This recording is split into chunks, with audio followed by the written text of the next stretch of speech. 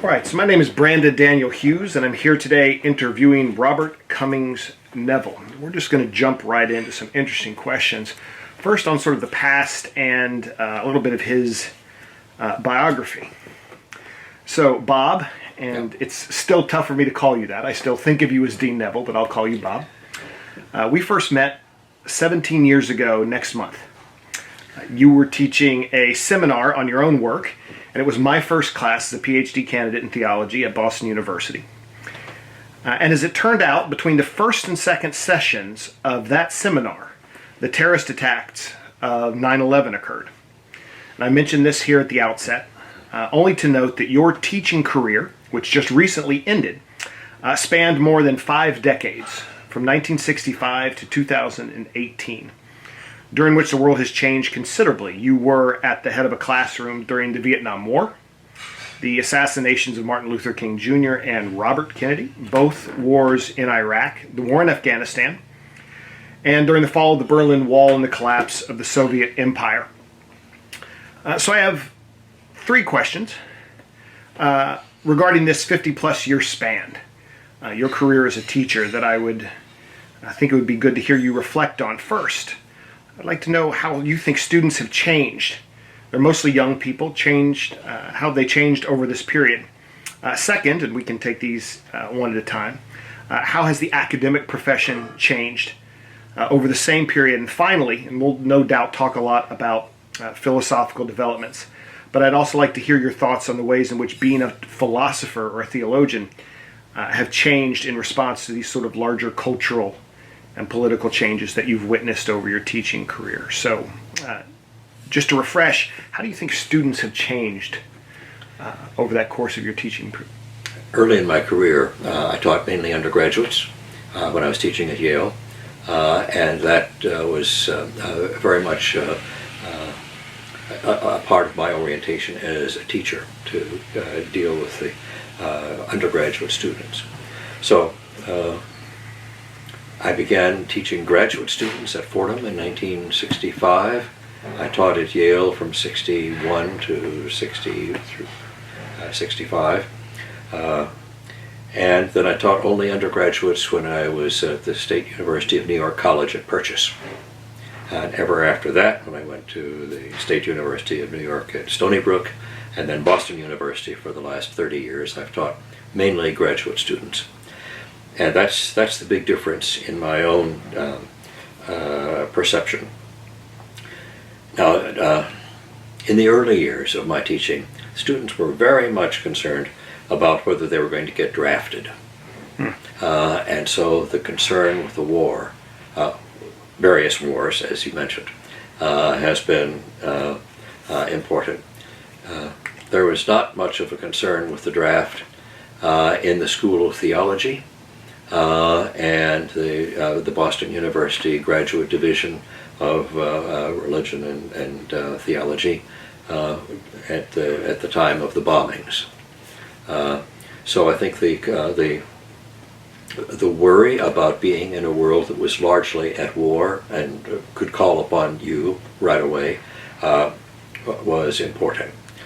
I teach philosophy and theology, and most of my students have been men. Mm-hmm. Just because of the way people are attracted to certain fields.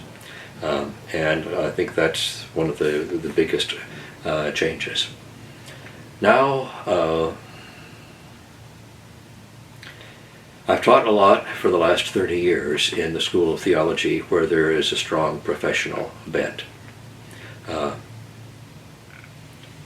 That is, training for ministry.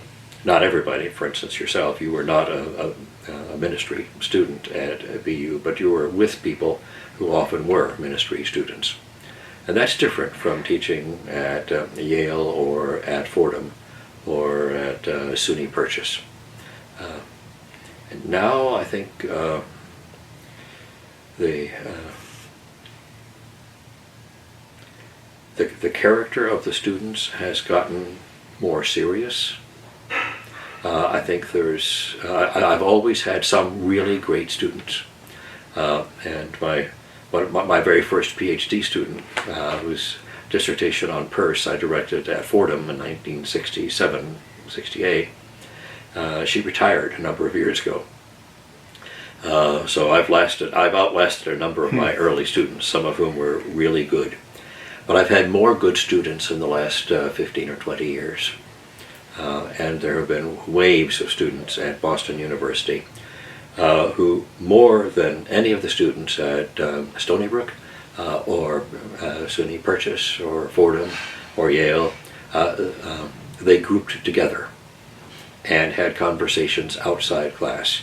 Remember, when you were in class, there were other people that were part of a large community that was vigorous, and I imagine your conversations outside class were better than those inside class. Yeah, I'll come back and mention that explicitly in a bit.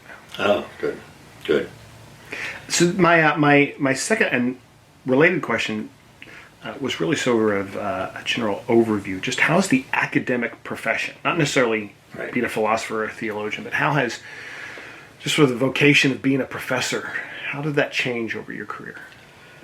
That has changed a great deal. When I started off in the 60s and 70s,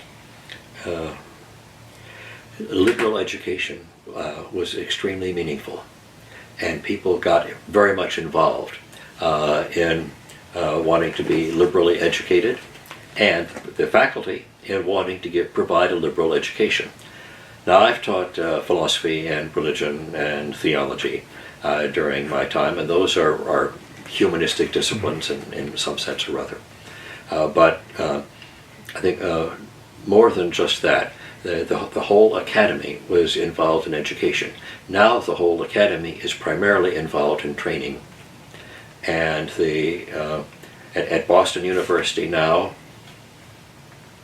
I guess since the death of John Silber, who was president when I first came, it has become even more wrapped up in evaluating itself in terms of how many of its students get jobs and at what stage, and how good the jobs are. When I began, people felt free to make a distinction between evaluation in qualitative terms for the humanities and quantitative terms for the sciences. Now it's quantitative terms, and the qualitative terms drop out of consideration.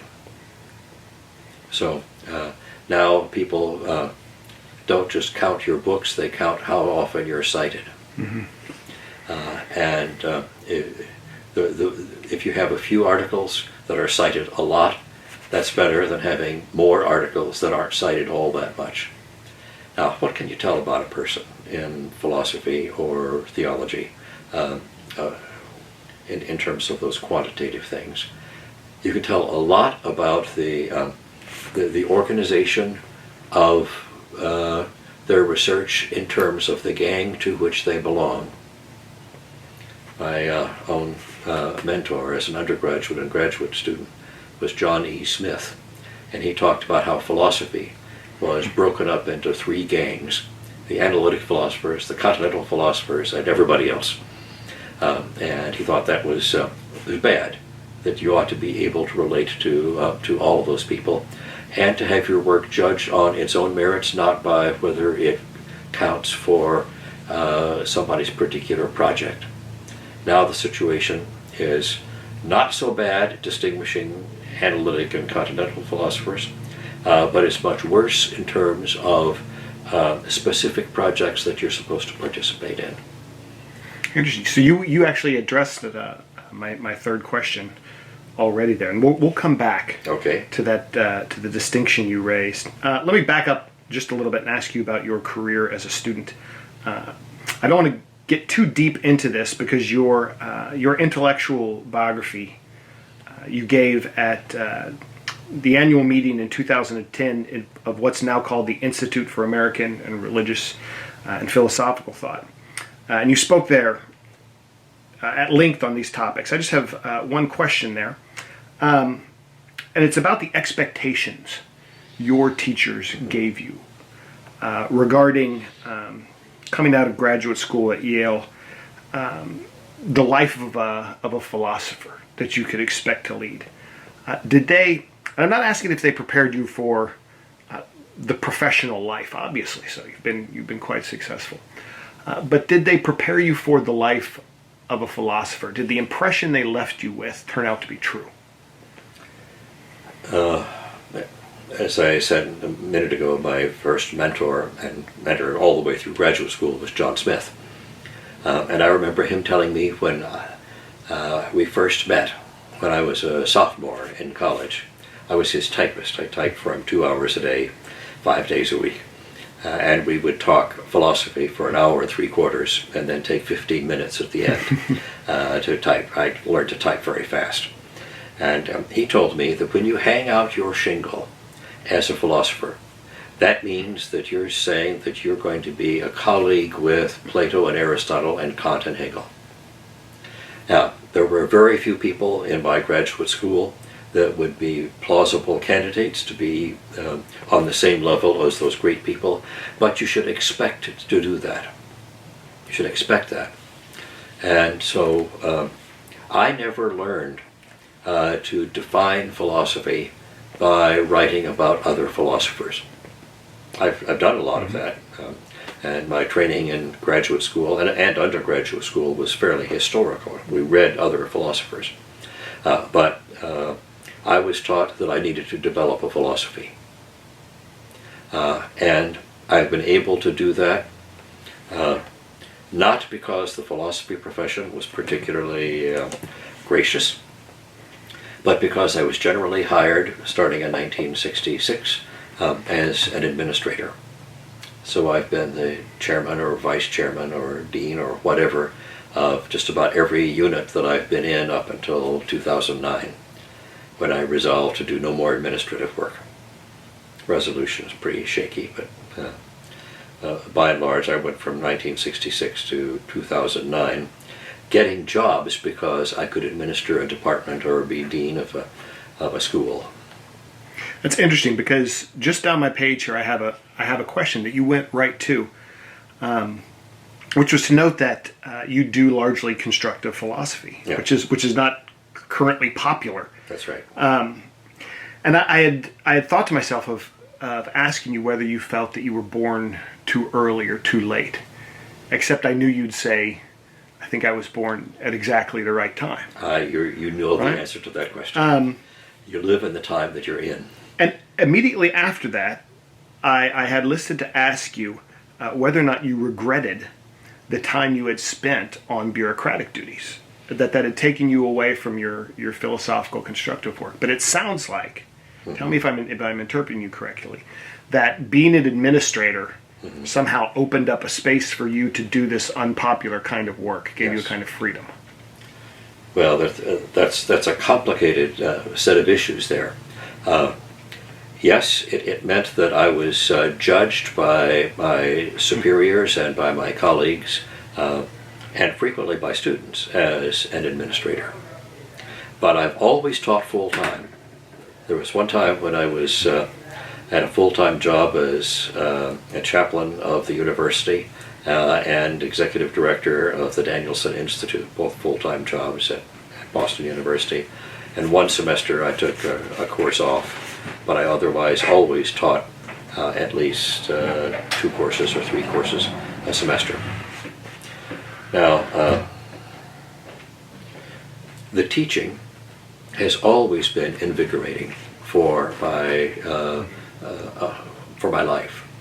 It's been invigorating for saying, why should I spend time doing administrative work? Because the institutions we live in require help, and I can do reasonably well at that. There are better administrators, but there are many who are a lot worse. So I think that the main thing I want to say is that having those administrative positions made me appreciate the importance of institutions. And it's the institutions that shape our relationships with one another. Faculty and faculty and students and faculty and students and all the rest. If the institution is a happy one and is making good progress, then teaching goes better, studying goes better, and the conversations are better. Now, also it's the case that people didn't pay much attention to my own philosophy. The fact that I could be Dean of Fine Arts and Humanities at Stony Brook had more to do with getting along with cranky violinists than it did with lots of other things having to do with philosophy or religion or whatever. But I was able to take time out to write a lot. I've been very destructive for forests in the United States. And I think the books that I've written, the papers that I publish, are what you would expect of somebody who didn't do any administration. But I think that the freedom I had to do what I wanted without people saying, oh, you can't do that, you can't do this, was very good. And suddenly, when I got to Boston University, I discovered that I had a philosophical system. And I had students that went back 20 years or more before that, 25 years. So it's been life-giving for me to not have people judge me by my philosophy until I had one pretty well worked out. Yeah, that makes sense. It is interesting that the first encounter I had with you, you were already Dean of the School of Theology, mm-hmm. but you were teaching your own work, mm-hmm. Mm-hmm. so that, in fact, I believe the entire syllabus, mm-hmm. except for a collection written by other people about you, that entire syllabus was your own work. So at least you were able to have students sort of right. seriously engage. Yeah. If not necessarily other people in the institution all the time. The cranky violinists don't read a lot of philosophy. They don't. No. Let me ask you a sort of final question about when you were a student, and I guess that actually has to do with what you think about the obligations you picked up from being a student. You had some heavyweights mm-hmm. in the philosophical world who were teachers. I think especially of course, John Smith and Brumbaugh and I believe Weiss too. Paul Weiss. I studied with him from junior year on. Yeah. I know as a former student that I feel a kind of obligation to pick up parts of your system, not because they're yours, but because I think they're correct. Mm-hmm. So there's some of the obligations I've inherited come from you.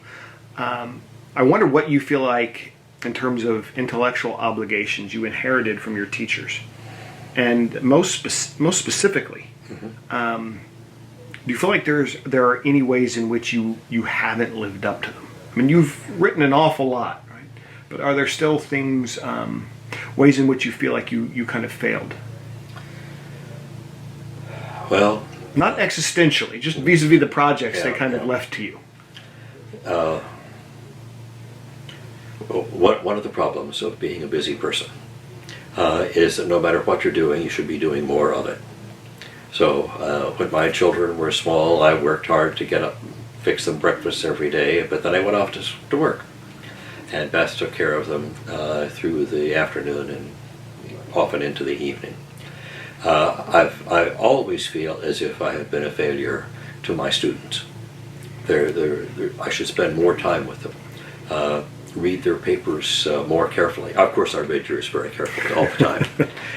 But there are some students that, well, I get through the papers as quickly as I can. And the same thing with regard to research. I've always never read as much as I should have, or thought about it, or gone back to reconnect. Now, as both an undergraduate and a graduate student, I felt extremely privileged to be at Yale, where there were really smart teachers. Some of them, like Rulon Wells, with whom I studied 2 semesters of Spinoza and 2 of Leibniz and 2 of Aristotle. He's not a well-known philosopher, and he got tenure at Yale on the basis of one paper back to which he never went. He's not famous, but I certainly feel an obligation to him to be exact in what I teach when I teach historical figures. Somebody like Paul Weiss always challenged me to think for myself, and I did, and so did all of his other students. I probably felt more ambitious in developing a system of my own than many of his students, but the ambition was pushed by him. Now there are very few people who are Weissians. I probably am the one who's been most influenced by him and some of my philosophical ideas. I would like to carry on what they did. I've gotten more and more like Bob Neville than like John Smith or Paul Weiss or Dick Bernstein or FSC Northrop or any of those well-known people.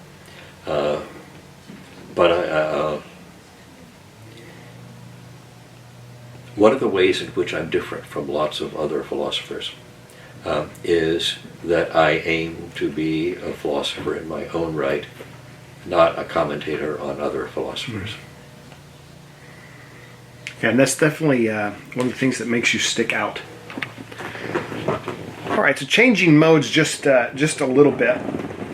I'd like to ask you several questions about the present state of a few of the disciplines and the traditions to which you belong or to which you have contributed. So it might sort of help if we start out general and then focus. So what are your present thoughts on just the state of philosophy as an academic discipline? I realize it's a broad question. I'll ask more specific ones. Given my interests in philosophy of religion, academic philosophy gets on, I think, better in religion departments and schools of religion, schools of theology like BU's or Harvard's or Chicago's or Stanford's, than it does in academic philosophy departments. So I've been a member of the philosophy department at Boston University since I first came, and I've had many good associations there and a few students, but most of the philosophers there are either analytic philosophers or continental philosophers. Nobody's much interested in American philosophy or in Chinese philosophy, the 2 areas that I use as resources for my own work, and I teach courses in those fields. So I think the state of American academic philosophy in philosophy departments is not something that I'm much interested in. There are exceptions, exceptional students and exceptional faculty members, but by and large it's not where I find real philosophy. Real philosophy for me comes out of philosophical theology. I don't do theology the way most people do theology, but I do it as the philosophical study of first-order questions in religion and second-order questions to justify what you say about the first-order questions, and so forth, stacking up levels and interests. As someone much influenced by American philosophy, particularly Charles Peirce, I've thought a lot about and have written about and have taught theories of religious symbolism and inquiry into basic questions like the nature of what's ultimate. And those kinds of questions at Boston University now cannot be raised easily in the philosophy department or the religion department. The religion department has decided to become much narrower and deal with texts and traditions and not with the basic questions. So I think this is a wonderful time for philosophy. But the wonder of it comes from the fact that we have serious engagements that I've been fortunate to be involved in between the Chinese philosophic traditions and the Western philosophic traditions. I've been less involved in the South Asian traditions, but those have been more than the Chinese. The South Asian traditions have been shaped by British education for a couple of centuries. So it's not as different as you would think the Chinese tradition. I'm told that I'm read by lots and lots of people in China. Have been translated as well. Have been translated into Chinese, and the Chinese philosophers are learning English. So and they read that. I'm known as a Boston Confucian. It's the title of one of my books, and we can talk about that later. Yeah, I'll come back to Boston Confucian as well. Okay. Well, what that does is it sets up a conversation that does not take place in philosophy departments. So would it be fair to characterize your hope, at least in the academic setting in American and European universities, as philosophy taking place in sort of an interdisciplinary, interdepartmental sort of space? Yes, yeah. There are two things that have to come together for those kinds of conversations. One is the interpretation of the resources of the tradition that's different from the one that you started off with. And the other is being able to relate those traditions very much to what's crucially important. Issues of war and peace, the nature of what's ultimate, what's the nature of, what are the ideals for human life and social connections. All of these are really basic questions to which we can bring our various traditions, and in discussing that we see how they mix up. How they most traditions, well, all traditions have, for instance, debates about free will, with determinists versus free will people. It's phrased differently in the Chinese traditions and say some of the Vedic traditions, but the issues are there. The nature of what's ultimate. Each tradition has metaphorical systems that it uses to talk about that, but all traditions recognize at some level or other that what's ultimate, the ground of being or whatever you want to call it, comes without characters of its own. What it does is to produce the world, create the world. Different views of what the world is that gets created. But having said that, you can't talk about what has no nature of its own. You have to, if you're going to talk about it at all, you have to talk about it as the creator of whatever world you think we've got. And so in the West Asian religions, the metaphor of an agent, a personal agent with intentions, has been very, very important. Now, the great philosophers, Augustine, Aquinas, they have known that God is beyond any kind of determination, and yet they're able to carry on the metaphorical trailings of personhood. In the South Asian traditions, the Buddhism on the one hand and various forms of Hinduism on the other hand, the basic metaphor is consciousness.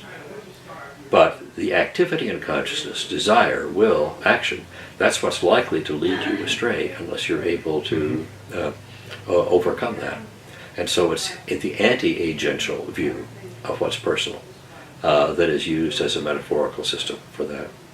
And Chinese religions, there's hardly any reference to the person. It has to do with spontaneous emergence, the spontaneity of the Tao. The Tao is not personal in any way. It's interesting because I hear you sort of making this argument, and as somebody who knows your work pretty well, I hear the sort of main themes of your 3-volume philosophical theology coming through. Imagining that somebody watching this or hearing this isn't familiar with your entire corpus, is that where you would point them first, if they wanted to sort of read you on these questions? And I ask because we got into this through asking a question about interdisciplinarity. Right. And when you read philosophical theology, it's history, it's philosophy, it's theology, it's sinology, it's got some serious language or language study as well. It's a lot of disciplines. A lot of disciplines, yes. Philosophy, I think, ought to define itself by its subject matter rather than by its methods. And what you get if you operate in an interdisciplinary kind of context, there are all sorts of different methods that philosophers bring, different ways of writing, different ways of using language. And some of the best discussions have to do with trying to mediate between these things. But if you look at the topics, like in religion, I think religion is the symbolic engagement of what's ultimate in cognitive ways and in existential self-defining ways and in practical how to live religious life ways. It's that engagement of what's ultimate. And you come at that from so many different angles. It'd be a shame to limit that to philosophy departments. Well, philosophy departments won't take it. Philosophy departments want to read philosophers, and philosophers need to read everybody else. That's well put. Let me throw a few sub-communities or adjectives at you, and these are groups that I think you would associate yourself with, and just ask you about the sort of the present state of them, how you think they're currently sort of constituted, and whether or not you think that's helpful. You're a pragmatist. The current state of I won't even call it American pragmatism because it's not anymore. The current state of pragmatism. Yeah. Well, in what sense am I a pragmatist? Well, I think it's I buy very much into Charles Peirce's theory that our experience is interpretive, that we experience real things in the world, and so we interpret them in those respects in which we have signs to interpret them. Our interpretations are guided by our personal values and by our social values and by the questions that have come through our traditions of thought. But none of those things is adequate, and so we're always looking for other ways to interpret. I think that the function of thinking is to guide life better, and the responses that we have to the questions that life raises, those responses are hard to justify. If you're trying to interpret the road as you drive down the Jamaica way, you need to be pretty quick because you're going to get lots of quick feedback. You don't get quick feedback in religion or philosophical theology or even philosophy in the sense that, say, Plato and Aristotle did it, or Confucius, or that you would find in the Bhagavad Gita. The philosophic questions that are raised there are absolutely fundamental, but they're not to be identified with the ways in which they're raised. We need to understand how there are different ways of raising those questions. It's interesting because if I were to use the term or ask a lot of other philosophers and identify myself as a pragmatist, I've had people respond this way. The philosophy of what works. The identification of pragmatism with sort of quick and dirty, almost crass sort of problem solving. You don't interpret it that way at all. That's interesting. I don't think that has much to do with pragmatism. I think there were some early pragmatists in England that thought of themselves that way. Charles Peirce changed the name of his philosophy from pragmatism to pragmaticism on the grounds that nobody would use such an ugly word and steal his ideas unless they really believed them. He thought that William James misunderstood him, but even James was not a pragmatist in that crass sense that you're meaning. No, I think that philosophy needs to guide your life as a whole, and the philosophy that you hold to, the philosophy that you live with, is going to affect everything that you do. It's going to make a little difference here, a little difference there. The way you have friends and family, the way you work, the way you take leisure. All of these things are affected by your philosophy.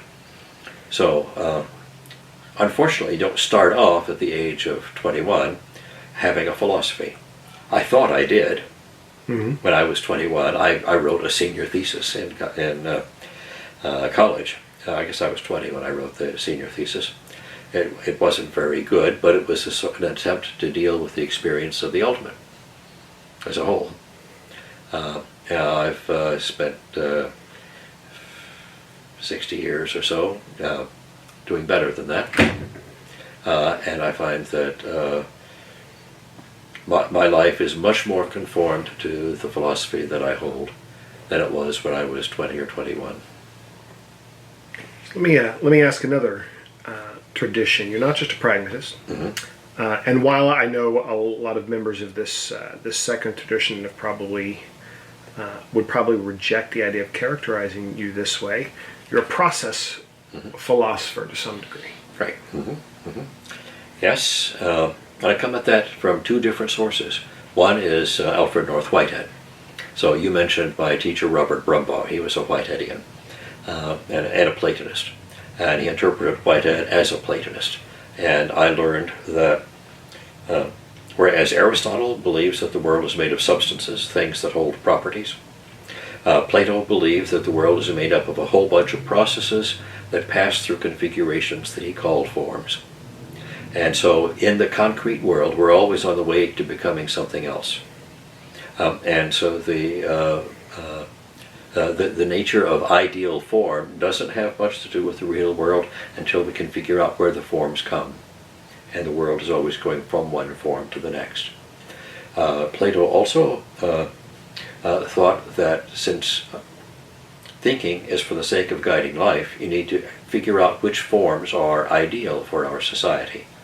What's the ideal form of government, for instance? What's the ideal kind of pastoral or agricultural economy that you have for the place where you live? And those are all questions in which forms are not only structures through which processes pass, but also are goals that should be adopted, or bad things that should be avoided. So half of my process thinking comes from that. The other half comes from Chinese philosophy, Taoism and Confucianism. I'm much more associated with Confucianism than Taoism, but both of them assume that to be a thing is to be a process going through a pattern of changes. So for the Confucians, for instance, the inner heart, the heart mind, Xin, is an ability to perceive and respond appropriately. Now that ability is screwed up because we don't know how to perceive well, and we cannot respond very purely. We always get ourselves mixed up with selfishness. But the heart of a human being is perception and appropriate response. Perception is always the grasping of things as having value, and the response is always an appropriate response. That is, it's what ought to be responded given to the nature of what's there.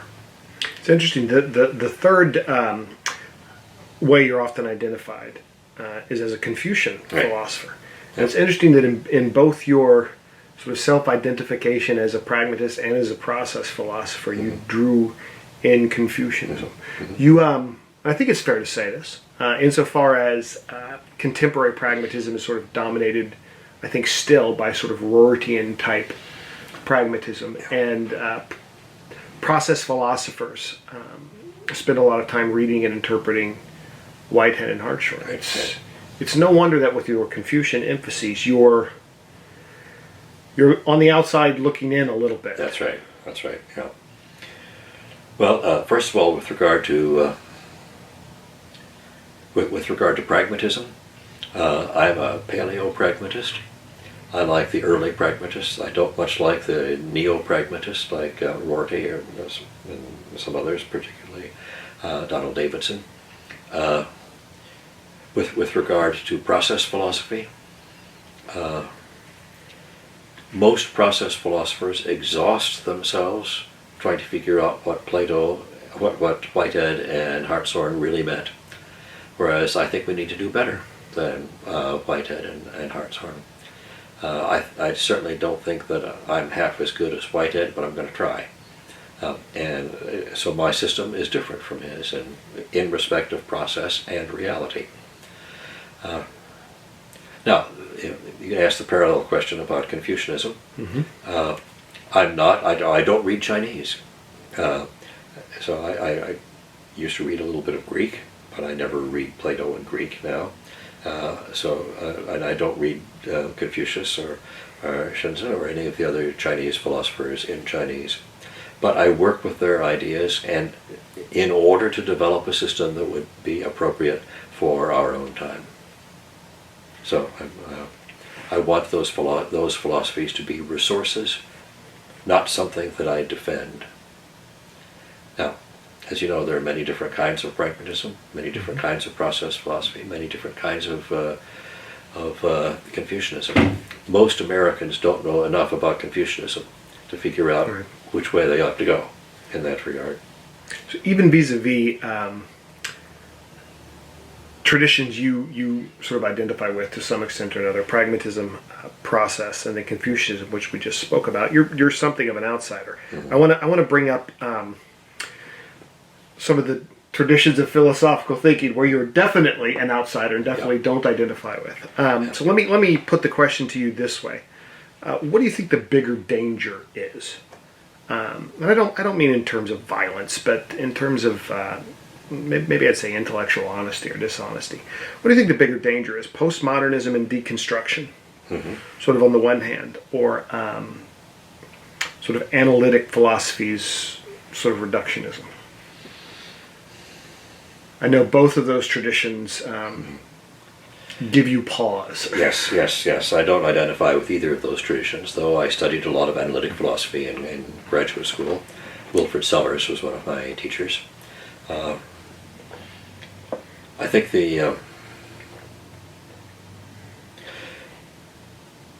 for philosophy to be systematic enough to be able to guide a life or guide a society, it has to deal with very large categories. And both analytic philosophy and deconstructive postmodernism don't like large categories. They don't like large theories. They want to deal with the particulars. Charles Peirce used to claim that the great fault of philosophy was to be nominalistic. And I think that there's a lot of truth in that. He carried it that too far. But I think the rejection of large-scale theoretical thinking, and then the rejection also of the ways by which you get control of that, by which you get the appropriate level of precision. That's something that very few postmodern philosophers or analytic philosophers deal with. Now,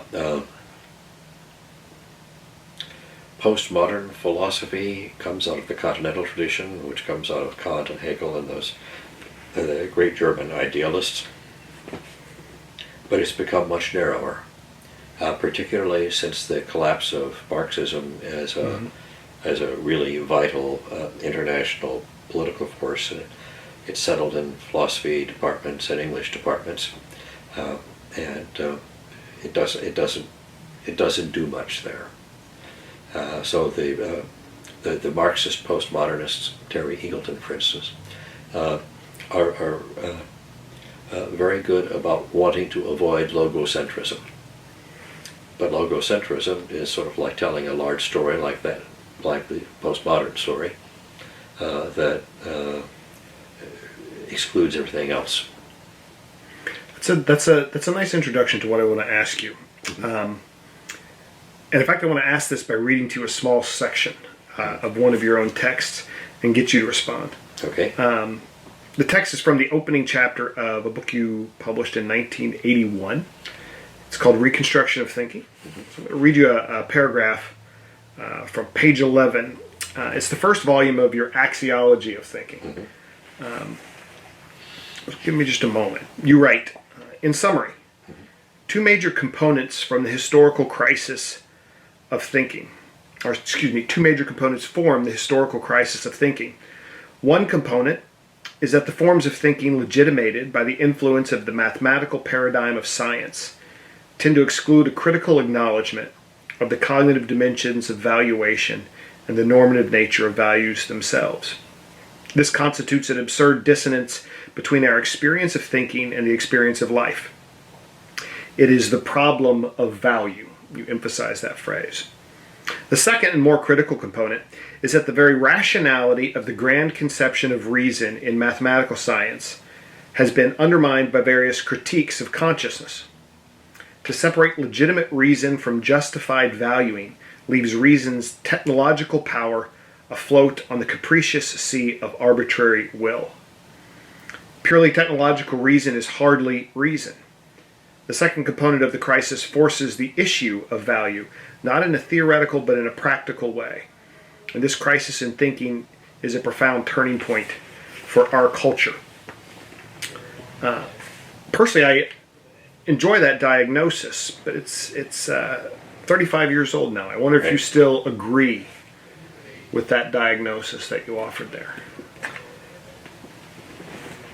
Yes, I think that in the 35 years, there's been some more recognition of this. Most scientists hold paradigms of what scientific understanding is that are inconsistent with the openness to making judgments with regard to truth that scientists in fact employ. People like Terence Deacon have written wisely about this kind of thing. But I think by and large scientists are able to say, well, the paradigms we have for why we think and say the things we do, they don't apply to the arguments that we give for why our paradigms are right. Mm-hmm. And so they can live with that. And they explain things that we know are falsely explained, except that they do get something about what's true there.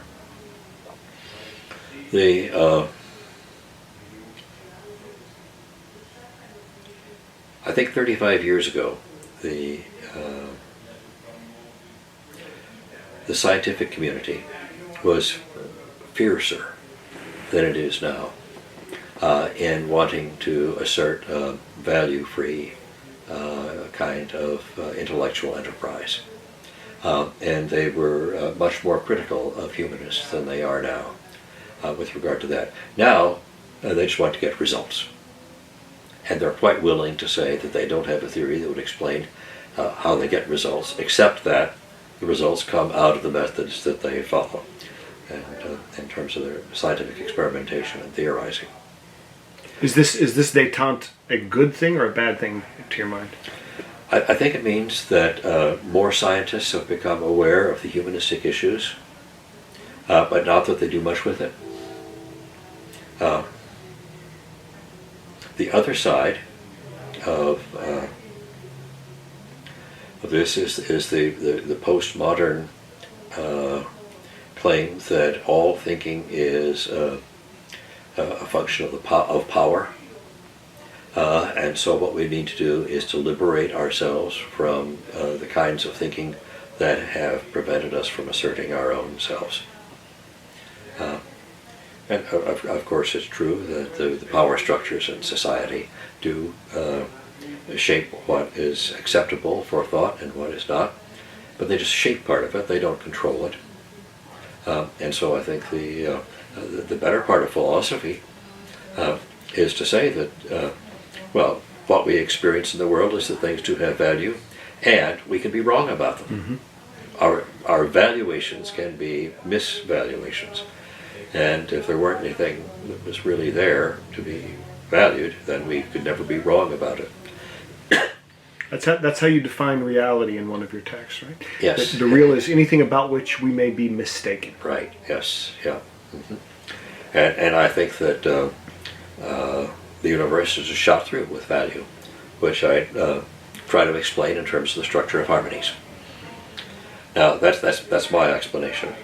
The other side of your question is whether or not the humanist, by which I now mean postmodern, deconstructive accounts, whether they help. And I think they sometimes can throw light on marginalized areas of experience, but because they're so dead set against comparison, because you need the big theories to compare, they're dead set against that, and therefore they don't know why the theory which they expose the perspective is any truer than some other. I can't even raise the question.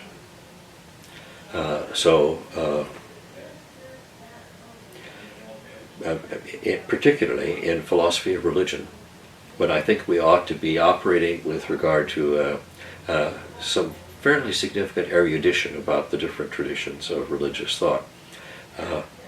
It's terrible if the other religions fit in only to a story about Western colonialism.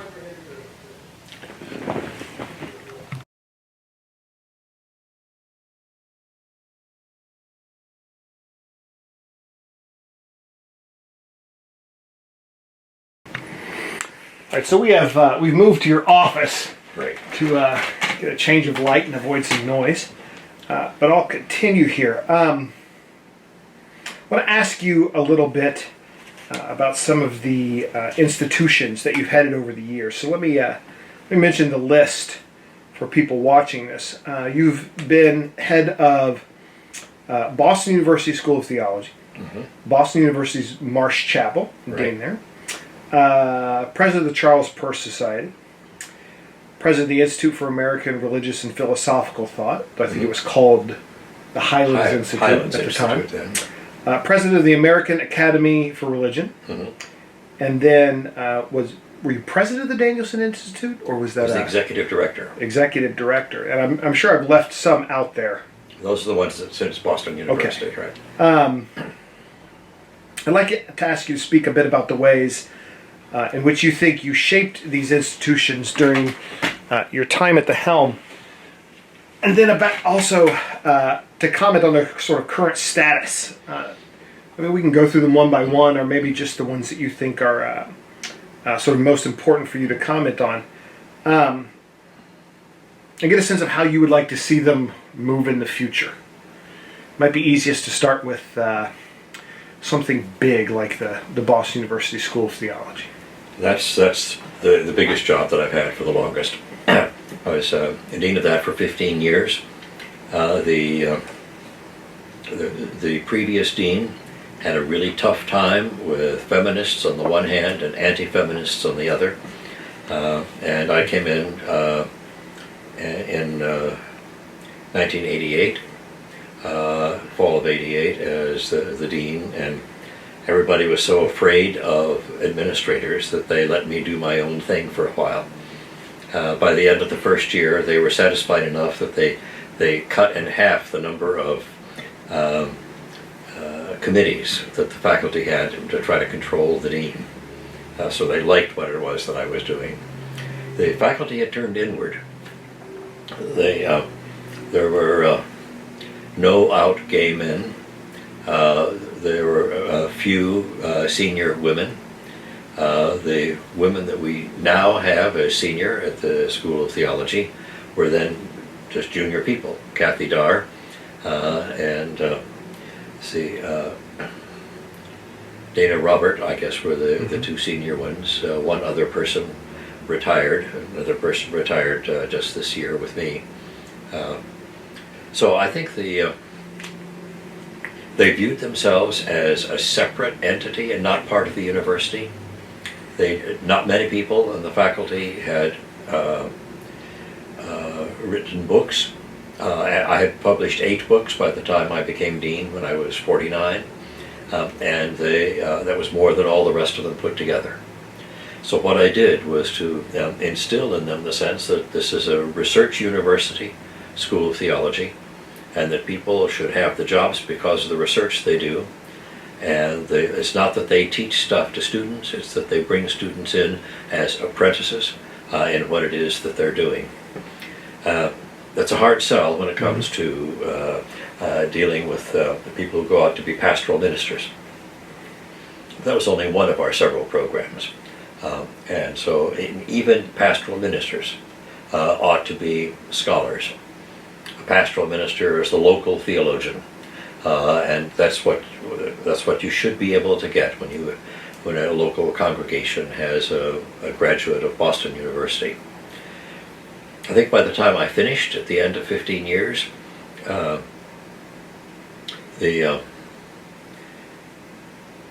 The school thought of itself as significant. There were lots of people who published. That was, I think, the year that Nancy Ammerman came on board. I had hired her, but she came that year that I was my last year. So it became a genuine professional school as opposed to a kind of post-undergraduate vocational school. It certainly was by the time I showed up there.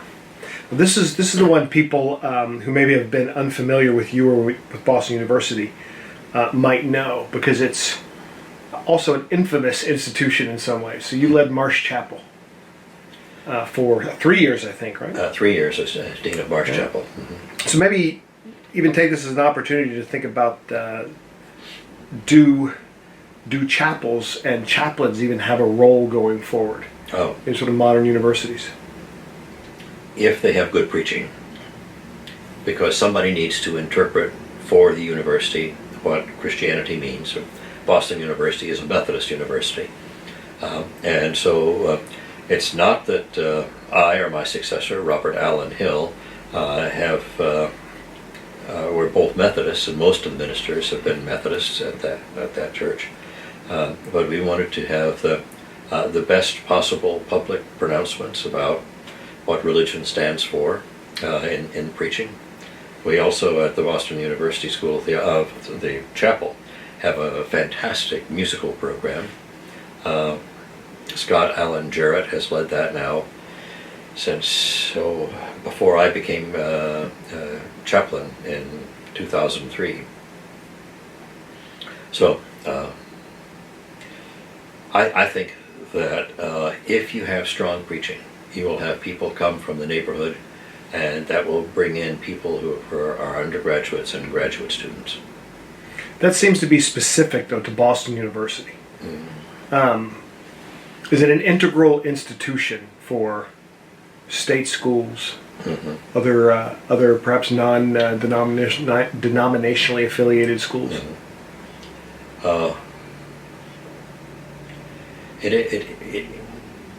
There are several universities around that have strong pulpits. Duke and Emory, they do. Many other universities have sort of given up on their chaplaincy. Harvard, under Peter Gomes and the people who have followed him, has had a pretty strong program. But I don't know how many undergraduates go to the Harvard program. I don't know how many undergraduates go to our program either. But enough. We fill the church. Even in the summertime, there are a lot of people there. So you mentioned briefly that the Charles Sanders Peirce Society has a lot of analytic philosophers. IARPT, the Institute for American Religious and Philosophical Thought, doesn't. No. The AAR now, since you've been president, has certainly isn't full of analytic philosophers, but it does support a style of thinking, primarily at least, that's very different from yours. These are important institutions to you, some big, some small. How would you envision or like to see them change or develop going forward? They're important enough that maybe we should take them each at a time. Well, I think the professional societies ought to serve the groups of people for whom they're organized, and that's the American philosophers. That's the IARPT group, and it seems to me that that's burgeoning. I was the second president of that group. The first president had been in for 20 or more years, and I had it for a 4-year term. And we've had a couple of other 4-year term people in charge of that now. And that's important. The American Academy of Religion is just huge. And its virtue is being inclusive of just about everything. Now, I'm sure that any member thinks that 2/3 of the organization is filled with nutty programs. But what's nutty to some people is the heart of the matter for some other people. And so I feel good about that. It has tried to separate itself off from all all sorts of other, from the Society for Biblical Literature, which was viewed as too religious, as opposed to an academy studying religion. And that failed, unfortunately. So we still have the connection with the people. Fortunately or unfortunately? Well, fortunately. Fortunately. It's a good thing that the attempt to separate the groups failed. They probably should be united, but there are different traditions and so forth there. Now, the Peirce Society. Much more recent for you. That's right. It was, 2017 is when I was president. 2016 I was vice president, and the president was not did not attend to business for reasons of his own, and the secretary treasurer who was supposed to run the organization just quit, and so I had to reorganize that. I was in effect president for a year and a half, and it's now much reorganized and expanded.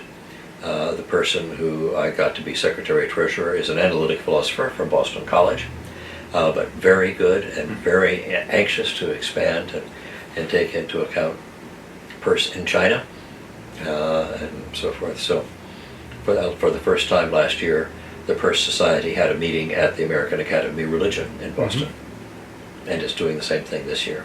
Good. Good. But let me ask a question about our immediate context here today. So it's August 16th, 2018 today. So we're roughly 2.5 months away from midterm elections of President Trump's first, perhaps only term as president of the U.S. His first 2 years have been marked, and this is not original to me to notice this, many people has been marked by the dissolution of norms, not just of sort of decency and propriety, but truth. And there's been a substantial, very emotional commentary on this erosion. But I can't help but think that as an axiological realist and a Confucian, you might offer a sort of unique or deeper analysis of this idea of the erosion of norms and why that's so problematic. I use the Trump presidency as just an opportunity to ask you to reflect on that. That's a powerful question that has several levels. One is that I don't know that President Trump himself ever learned the rituals for getting along in society, and so has asserted his own will and not respected the rituals that ought to be played quite a lot, and people who otherwise had been taught the good rituals of how to get along in society, how to make things happen, they decided they didn't have to follow those rituals anymore. And so one of the things that he's done is to radicalize a lot of people who thought of themselves as being oppressed by having to be politically correct.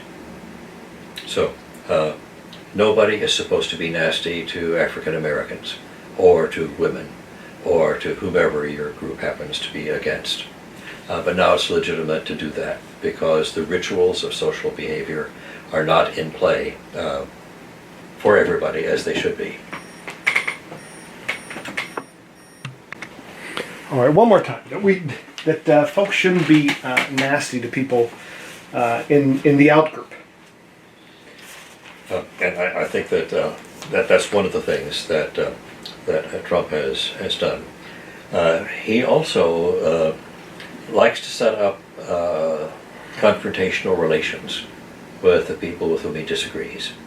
And since he'll disagree with everybody at one time or another, he has a history of confronting and assaulting, certainly insulting, a lot of different people, which makes it seem as if that's a good way to be. And I think that's not. Particularly, this has to do with people who report news that runs contrary to what he thinks ought to be the case. So, he's famous on the day after he became president for claiming that the crowd for his inauguration was bigger than the one for Obama. And they got out the photographs and checked, and Obama's was much larger, and he refused to admit that. And that sort of developed the category of fake news, where he would say something that people would claim is not true, but he'd say, well, it is true anyway. This has developed in all sorts of ways, not only in the United States, but in Europe and the Middle East and other places, where you should have the sense that your leaders are telling the truth. Now, we've known, at least since the time of Adam and Eve, that people don't always tell the truth, but at least they pretend to and try to justify that. And I think that Mr. Trump has given up on that. You don't have to say, you just claim that what you're saying is true. You don't have to try to justify that. Rectification of names. That's the Confucian word for wanting to call a father a father. If you're a father, then you ought to act like a father. And if you act in a different way, then you do not live up to the name that you've got. Yeah, it's good to hear a Confucian weigh in on that. Well, the Confucians are highly ritualized in how they talk about things and how they sometimes do not talk about things. But that ritual, when carried through, allows for subtler and deeper conversations about what really is true. Let me, and we're performing this interview in your house, and it's not on camera, but we're surrounded by paintings by your wife, Beth Neville. Mm-hmm. So of course she's an artist, and people familiar with your work will probably know her work because it often decorates the covers Right. of your books. Mm-hmm. So this will be my attempt at a hard-hitting question. Okay. Where is your response to John Dewey's artist experience? In other words, where's Robert Cummings Neville's big book on art? It's called Metaphysics of Goodness, and it's finished and is under review at my... I did not know this until today, by the way. Right. Okay. Well, thank you for asking. It's okay. a good commercial. So you noticed this hole as well, yes? Well, I've been talking about art off and on since Beth and I were first married, but never in any place that thematizes it.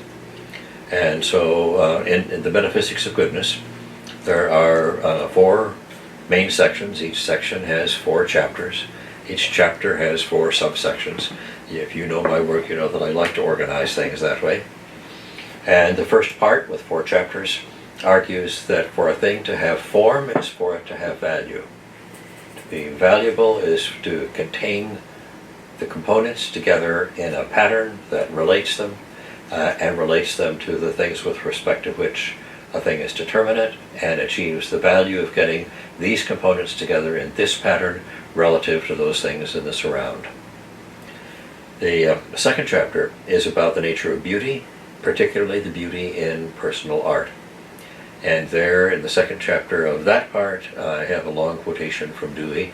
Actually, it's from art it's not from art as experience, it's from experience and nature. Okay. But I then go on to talk about art as experience.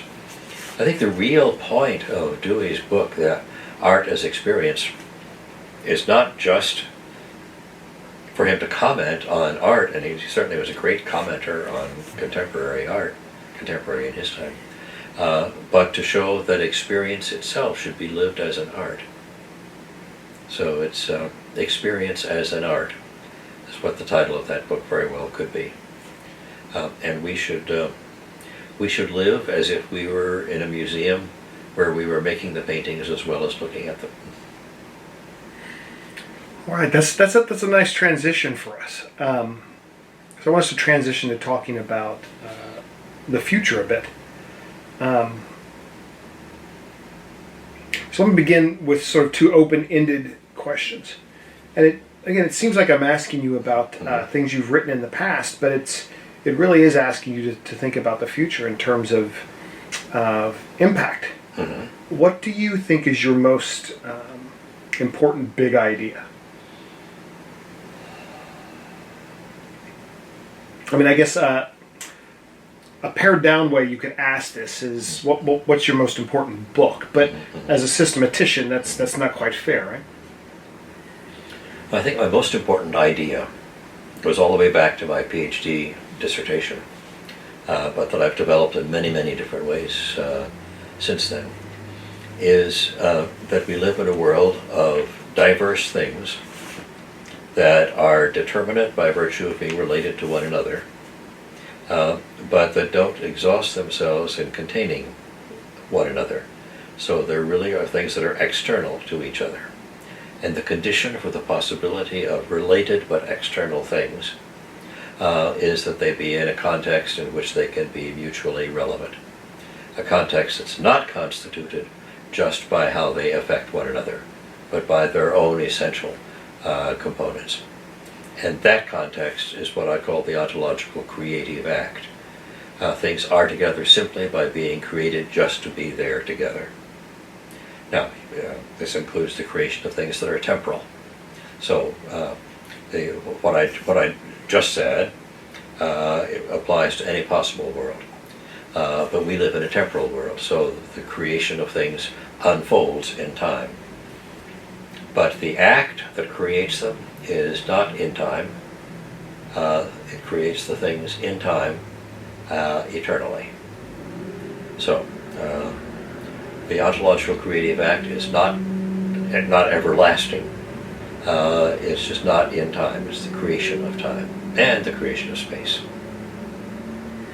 So it's interesting. Your most important big idea is, and again, as a constructive philosopher, as a systematician, it was early.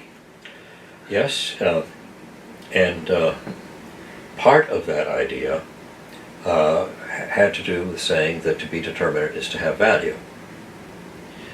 So I've been a realist with regard to value for a long time. The other day somebody asked me whether I've had any great turns in philosophy. The way Heidegger was supposed to have turned from his early work in Being and Time to his later anti-technological work. And I don't think that I have.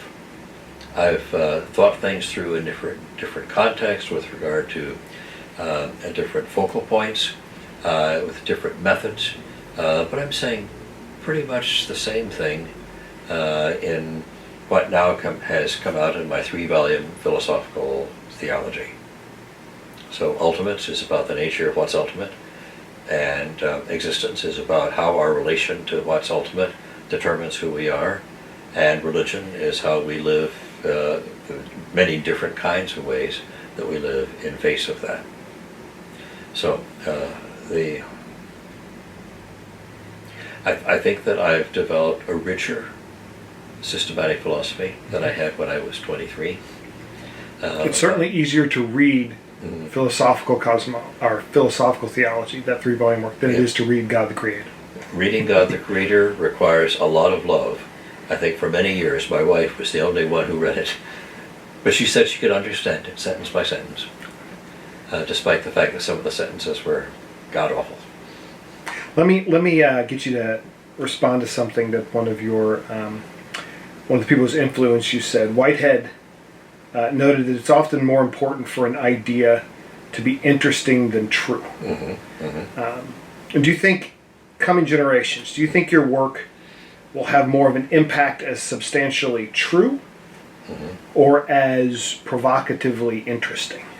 I think probably the latter, because I view philosophy as I was saying earlier, as a kind of guide to living. And so it's like a work of art that allows you to appreciate what's there and do something about it, enhance it, or to, if what you're encountering is something terrible like racism or economic injustice, correct it. So I think that I would like people to be able to read my work and respond to it the way they could respond to Beethoven. It's a way of hearing the world. Now, Bach used the same notation and keys and so forth, but it's very different. Brahms was very different. Each one of those is a way of being able to grasp the world. And I hope that what I've contributed, and I'm still working on, is, if I get this next book published, is a way to deal more seriously with certain things that don't come up in other philosophies. This leads me nicely to this next question I want to ask you. And it's about the way you sort of envision your work being received. You've used the term, and we like it, and we're appropriating it. Mm-hmm. You've used the term paleogalactic, mm-hmm. right, to refer to your work. And in the several places you've used it, I get the sense it might have been a little bit tongue-in-cheek at the time. Right.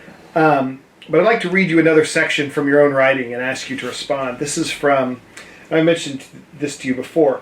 In some ways, this is my favorite book of yours. It's called The High Road Around Modernism. It's from 1992.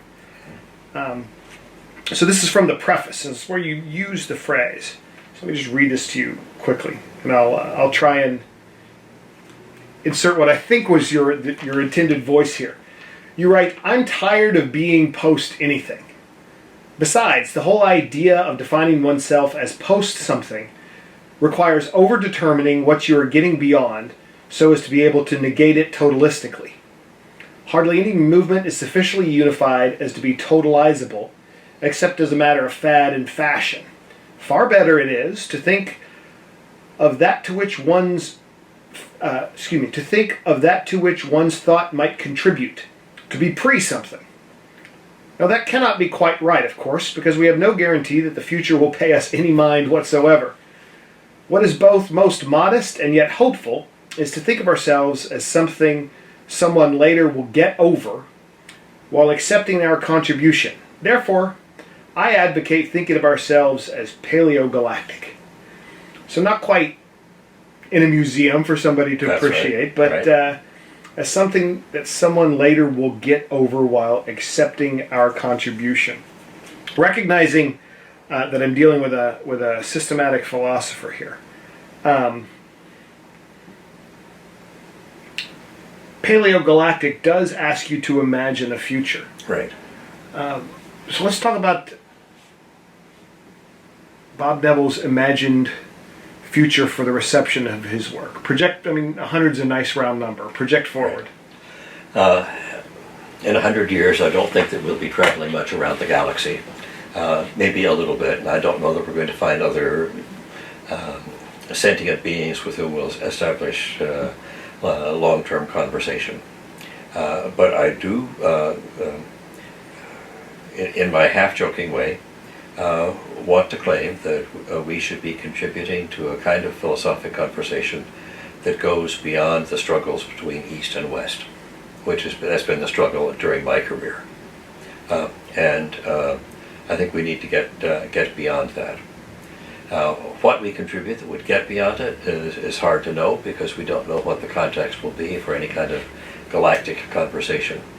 It may be 1,000 years, not 100 years, before any of that can mean much. And I have no idea whether it will be colonies of people who came from the Earth originally, or meeting up with different kinds of beings. But I do think that the basic questions are going to be fairly similar. What's the nature of ultimate reality? What are the goals of life? How do you get along with your neighbors? How do you appreciate what's valuable or disvaluable in the world? So, you think your work will still be interesting to people asking that question? Or maybe I should put it more positively. In what ways do you think your work will be interesting to people asking those questions? It's very hard to speculate about that. The context in which I've written has been set by modern science, which makes a strong distinction between fact and value. Mm-hmm. And so I've had to argue very strongly for a realistic position in value. As a Confucian, the Confucians have never thought that the world was not valuable and filled with all sorts of things. So had I been writing originally as a Confucian, I probably would not have taken that so much to heart. I would have had to work harder to get people to think about how what science says is true or interesting in certain respects. So I have no idea what the galactic situation will be in 1,000 years with regard to philosophical conversation.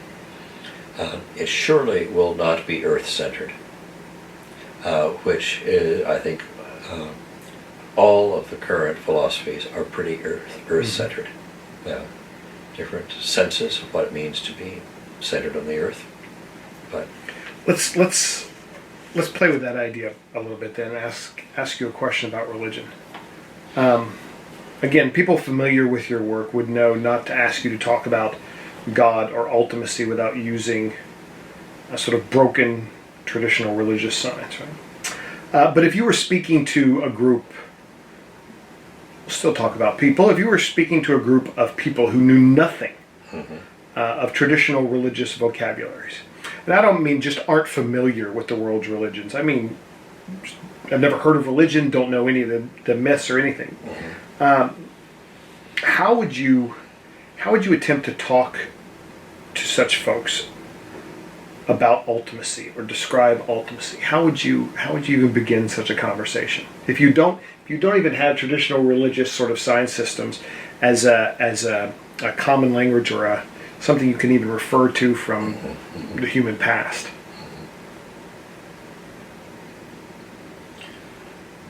well, of course, it's hard to figure out how to say anything about what's ultimate without using the language of ultimacy.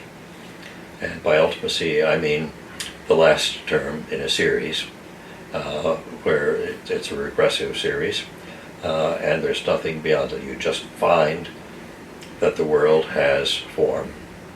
You just find that anything in the world has a multitude of parts. You just find that things in the world relate to other things in the world without absorbing those things completely. You just find that there's a value achieved by getting this form and these components in this place relative to other things.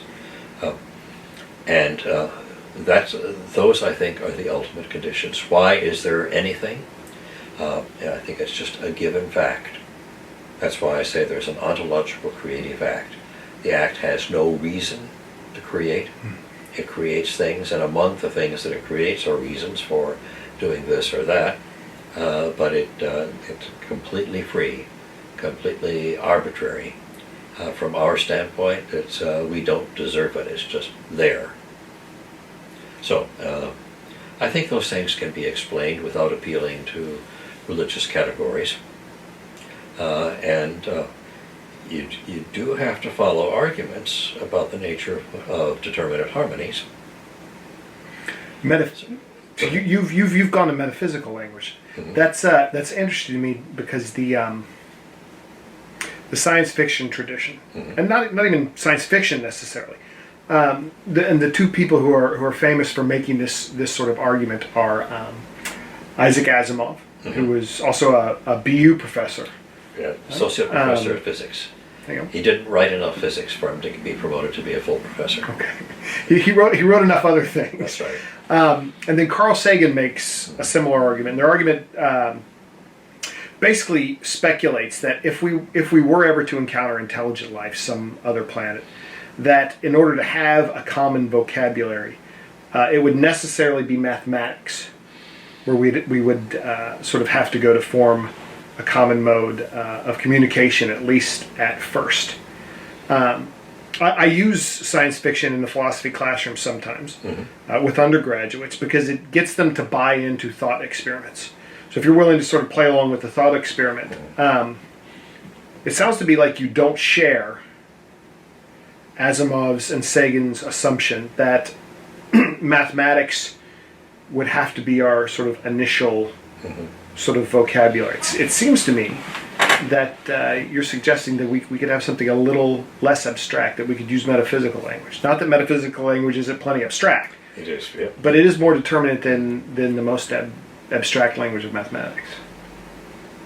Yeah, I think myself that we could establish communication with other species if we can develop a language for talking about what's attractive, what's beautiful, and the negation of that. That would be hard to do because we'd have to find language for talking about things. That's where I would recommend that we use the metaphysical language of harmony and determinateness. But determinateness means carrying value. And I suspect that although there are, we recognize value in terms of our visual system, our auditory system, the senses that we have. If the other people turn out to be computers, then as Asimov's Foundation trilogy includes, then there'd be different ways of appreciating things. But I think it's the appreciation of things that's more basic than the following out of mathematical equations. Right. There are two ways that I know of in the American philosophical tradition of making that. One is through Peirce's sort of way of organizing the normative sciences, that logic rests on ethics, which in turn rests on aesthetics. I think your way of putting it, and this sort of runs as a stream through your axiology of thinking series, where you're critical throughout of equating thinking with reasoning, and of equating reason with just mathematical or quantitative reason. And that's interesting that you went to an aesthetic. How important is it that the Voyager capsule included not just pictures of quasars and hydrogen, but music? That's interesting that they seem to have intuitively felt something like your argument. Right. Yeah. Well, I certainly hope that that's true. I would also want to give an interpretation of mathematics as itself a kind of aesthetic vision of things. So the equivalence in the equal sign is a way of finding balance, which is good, as opposed to imbalance, which is bad in some sense or other. So a computer can be set up to follow on a mathematical argument, but I don't know that a computer can be set up to be responsive to the aesthetic quality of that. You have to build in the principle of equivalence. So let me ask a related question relating this sort of aesthetic feel to religion. How necessary do you think? Well, let me put it this way: do you think religion is a phenomenon specific to our species? Is it our particular way of enjoying the world? Is it a particular human way of enjoying the world, or do you think it could be generalized to others? No, I think that our way of enjoying the world has to do with our bodies, with the way by which we process color and shape and sounds, rhythm, things of that sort.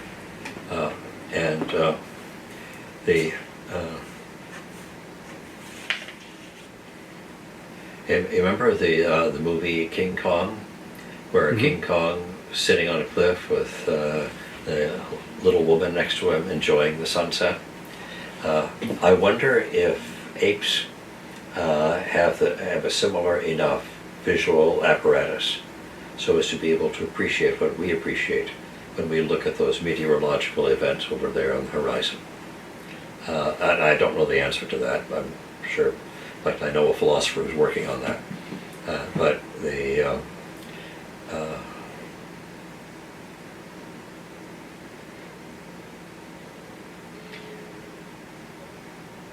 we interpret things in certain respects, and the respects come from the sign systems that we have and our purposes and so forth. There are lots of other respects in which those things can be interpreted. So if you're a fly, you probably wouldn't even see the far distant horizon where there'd be a sunset. You'd see closer things up. And so you wouldn't be able to interpret the sunset with regard to its beauty. You probably wouldn't be able to interpret it at all. I don't know that we, except by virtue of telescopes, would be able to interpret what's happening on the third planet out from Alpha Centauri, which is our closest star. But that doesn't mean that we can't engage in interactions with beings that are different, so that we learn to talk to one another. I've forgotten the science fiction writer, but I think it's Paul Anderson, I'm not quite sure, but who has a series of novels about dolphins that are educated and can speak English and live in enclosed tanks where they can push buttons and so forth, and they serve in the space military. And they're some of the main characters in the novels are say captains of ships who are dolphins who have learned to adapt and be able to communicate all the mathematics and as well as the other stuff. You know, it's interesting to hear somebody who works across the boundary of Western philosophy and Chinese philosophy talk about these possibilities. It doesn't seem like the question is that foreign to you in some ways. No, I know. So my question is, how do you imagine? Well, both sort of imagine and hope for the sort of impact of your work on sort of this up and coming generation. We'll call us, in some sense, Nevellians here. How do you see the impact of Nevellianism on your students and younger colleagues, and then its prospects for our students, our readers?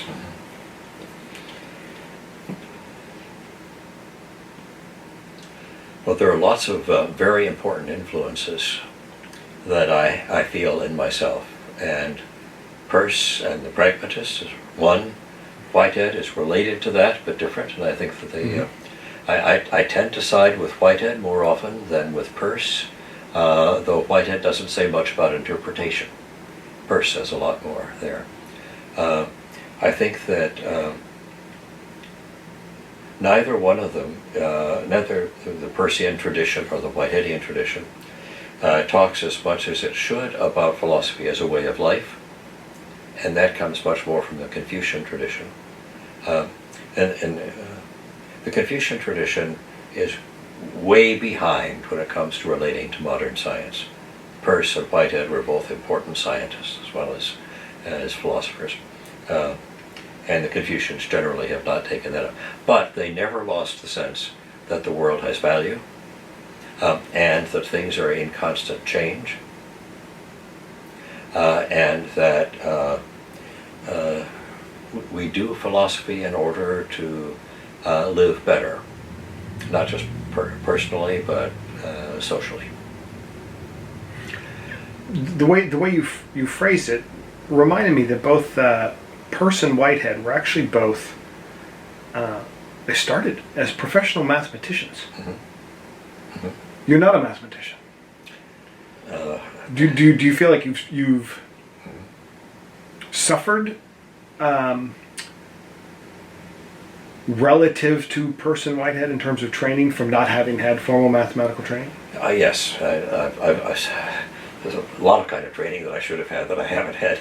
I'd love to be a musician, a good musician, but no, I think both of them were mathematicians, and that gave them a sense of the aesthetic quality of form, and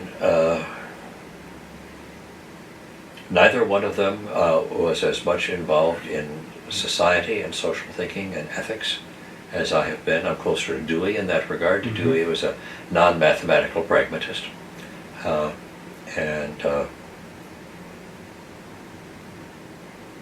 the cosmology that I have developed I can express either in Confucian terms or in my Whiteheadian process pragmatic terms, but always changing the meaning of the terms as they were originally worked out by those thinkers.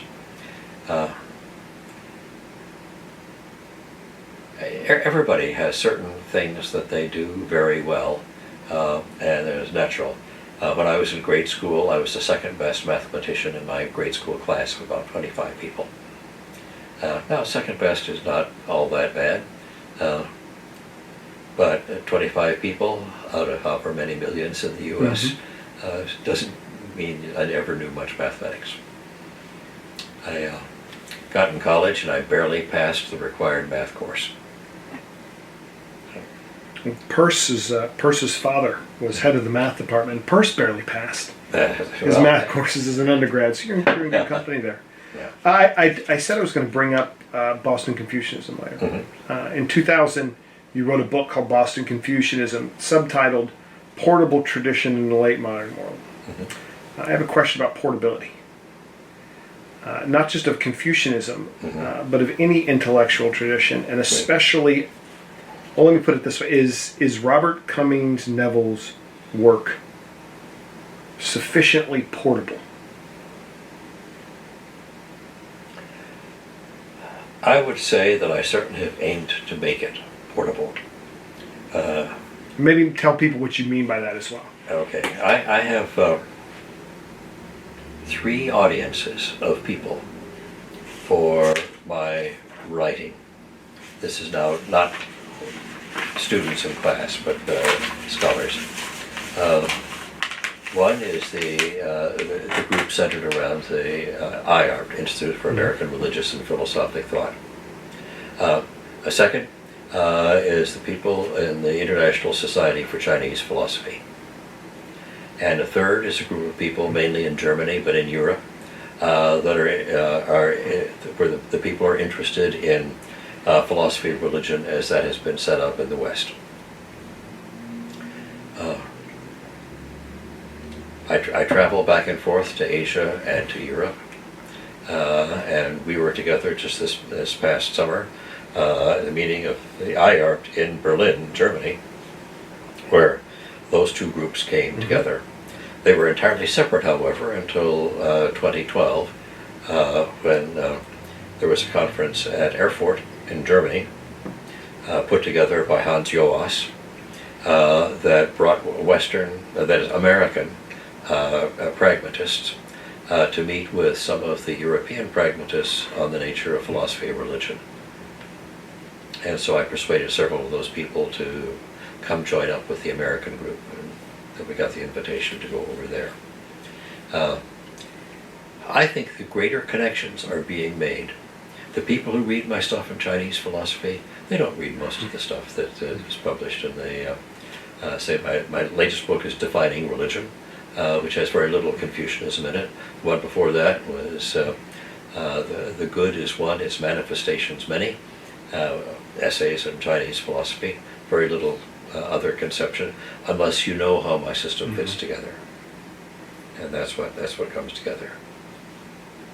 Can you relate the idea of portability? And maybe I'm imposing this, but it strikes me that portability is very much related to the idea of vagueness.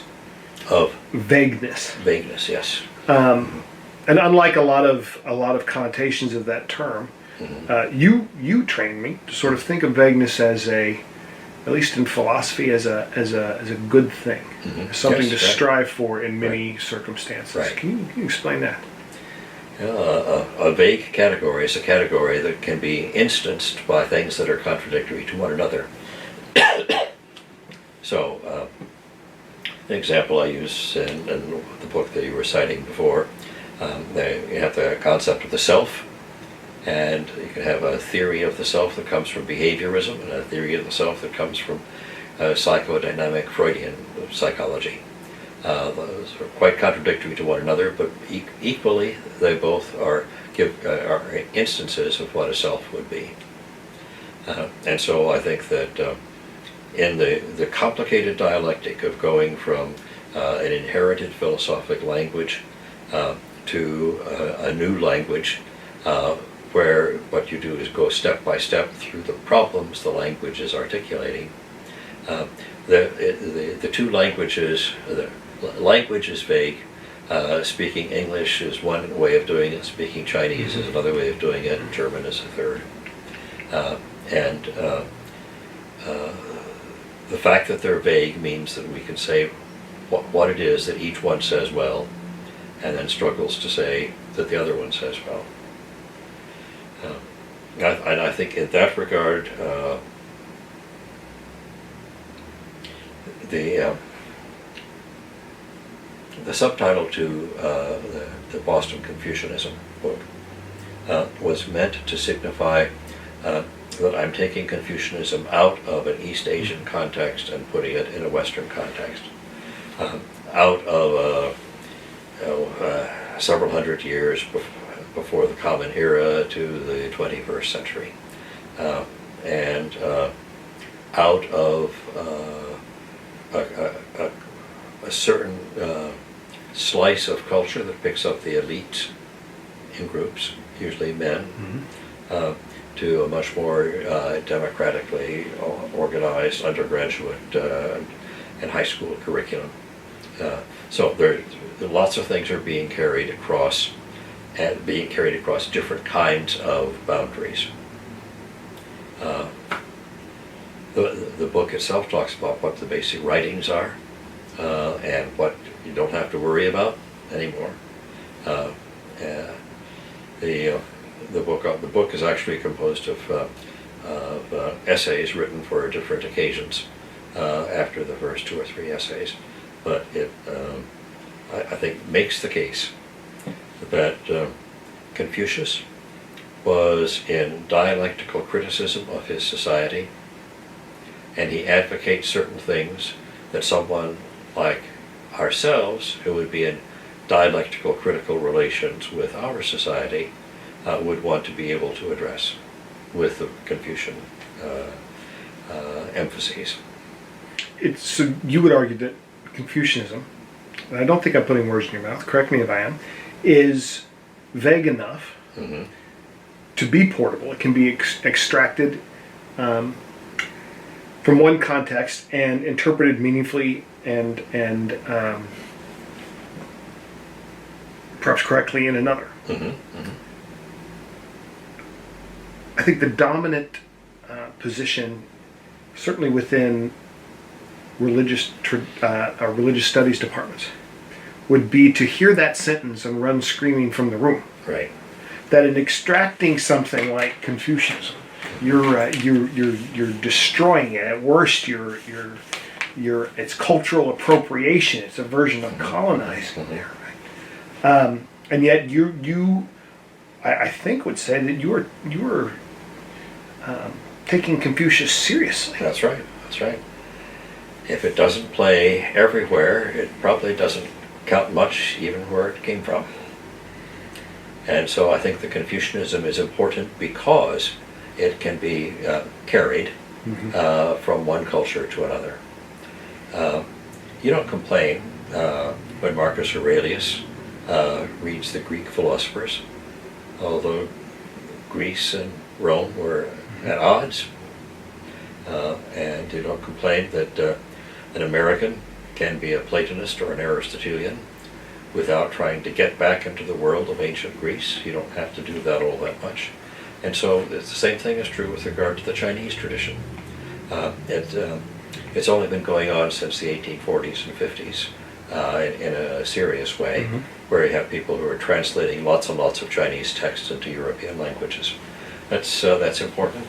But I think now you won't find many professional philosophers trained this way, but you will find real philosophers who are trained so that they can read across these disciplines, these different cultural traditions. Your own work, just because of your biography, is embedded in Christian narratives and Christian symbols, and insofar as Christianity has been the dominant tradition in the West, you're using Western languages, it's going to be very Christian. It's Confucian for sort of your own individual reasons, less to do with the culture you're in. Right. Christianity disappears. And I don't mean post-Christian in this term in the way that theologians often use it, but I mean literally it's like Hittite religion, right? Right. It's a historical artifact. Confucianism disappears. It's a historical artifact. Is your work, and I ask this knowing that you think the answer is yes, but is your work vague enough, portable enough, that is it paleogalactic enough, I guess is the way of asking that. I think you can't really answer that, because you never know whether your category is vague enough unless you know what kinds of things ought to be able to fit into it. And some of them don't, so you need to make it vaguer. And we don't know what the galactic philosophy is going to be, so we don't know what the paleogalactic philosophy is going to be that leads into it very much. You may end up being quaintly provincial. Yeah, right. You may be vague enough to even avoid some of that. Let me ask a slightly different question. Philosophy is it's an old discipline. It may even be the oldest academic discipline. But it's I think it's fair to say it's lost its preeminent place in the academy. My generation, people you trained, we are, and certainly the next 2 or 3 generations, we're not going to have robust opportunities for tenure track positions in big philosophy departments in big universities. Right. So philosophy is going to have to carry on. You've mentioned this already in some ways. Philosophy is going to have to carry on in other places. I think if your only vision of philosophy is the 19th and 20th century, that seems tragic. If you back off and look at the world with a sort of wider aperture,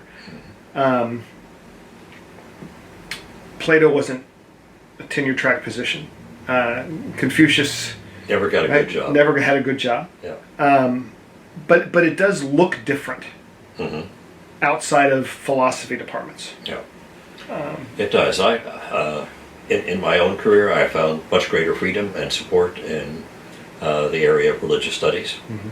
But religion is not the only topic that I write about. Right. So that's not the only thing that's important to me. When I was at Stony Brook, I began the Axiology of Thinking trilogy. It took me 15 years to write that. I wrote the last volume when I was at Boston University in the mid-1950s, mid-1990s. Yeah. I think the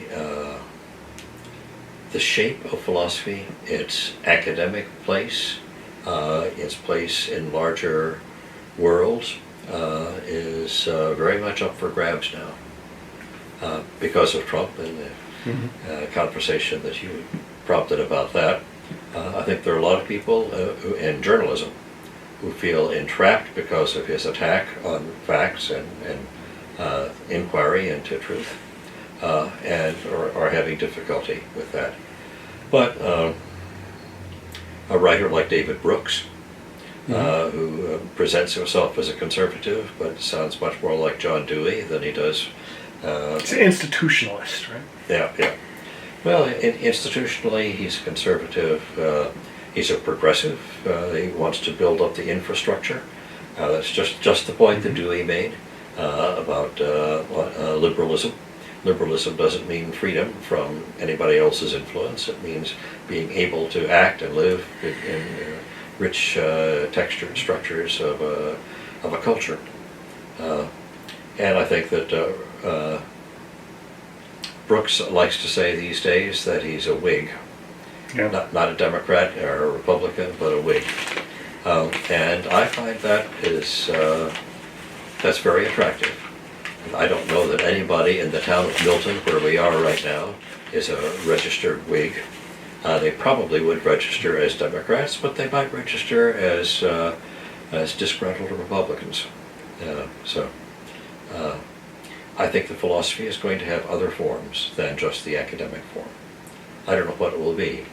Now that I'm retired, I'm determined to be able to write about a philosophy of gardening. And I have to learn a lot more about gardens, but I won't write about gardening the way a couple of analytic philosophers I know write about gardening. It'll have to be a different way. It's interesting you talk about this sort of